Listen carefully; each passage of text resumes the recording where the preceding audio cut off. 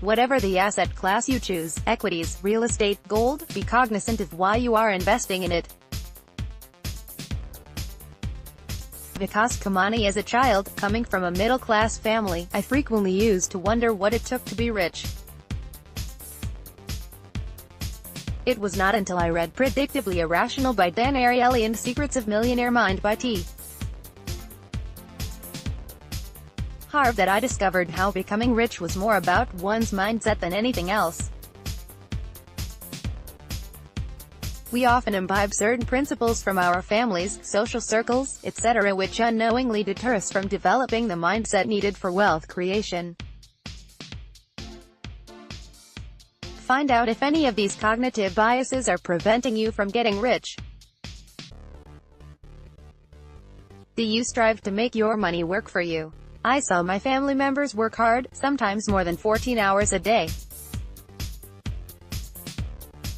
However, it was surprising to see the same dedication missing when it came to managing their hard-earned money. Most people, including accomplished professionals, do not focus on making their money work at all. Unless you approach investing your hard-earned money with the same passion and dedication with which you earn it, you will not be financially independent. One of the ways I do this is by asking myself, is this the best investment I can make with my money? This simple question will drive you towards the most effective investment option. Remember, you can only work 8 to 12 hours a day, but your investments work round the clock. Warren Buffett has put it aptly, if you don't find a way to make money while you sleep, you will have to work till you die. Investing is about risk and reward, not just risk. When most people think about investing, they think of the risks involved in the possibility of losing money. Generating returns is an afterthought. While there is nothing wrong with assessing investment risks, there is a difference between risk consciousness and risk averseness. Risk consciousness is about minimizing the risk for a given reward. Risk averseness is just the fear of losing money. In wealth creation or investing, the interplay of risk and reward is very important. People tend to go back to being risk-averse if they lose money in a particular investment. Their subsequent actions are defined by their previous experience. But whether you play poker or invest, when you lose money, it doesn't necessarily mean that you made a bad bet or investment.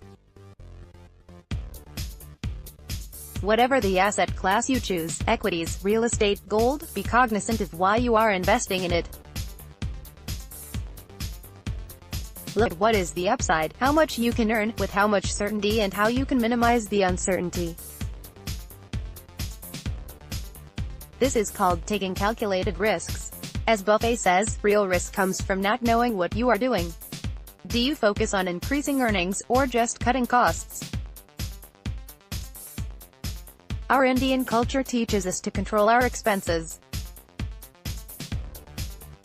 It's a great thing, but the moment we are faced with a sudden expense, our first reaction is to cut back on spendings. While this might help temporarily, it is not a sustainable solution. Why not look at increasing the family income? Find something that you are good at and see if you can monetize it. Something that you can do in your spare time for which people are willing to pay. More than the end result, it is such a mindset that needs to be cultivated. Most successful people build multiple sustainable income streams, whereas the others are largely dependent on income from salary, and look at improving their savings by curtailing their expenses. Do you focus on saving for goals or financial independence? Human beings have a commendable ability to work single-mindedly and tirelessly to realize specific goals. Our savings mentality is events-based on the aim is not financial independence by a certain age, which will also take care of the most important events in one's life, be it children's education, marriage, etc. When there are emotional aspects playing in financial decisions, the decisions will always be suboptimal. A marriage 20 years down the line is a goal that may be met by putting in money every month into a savings kitty, but if the goal is financial independence, say, by the age of 45, then this cannot be achieved by a linear growth in income and savings.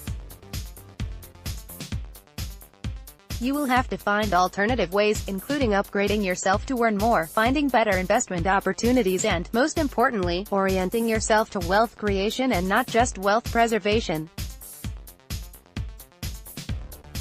As Michelangelo said, the greater danger for most of us lies not in setting our aim too high and falling short, but in setting our aim too low, and achieving our mark.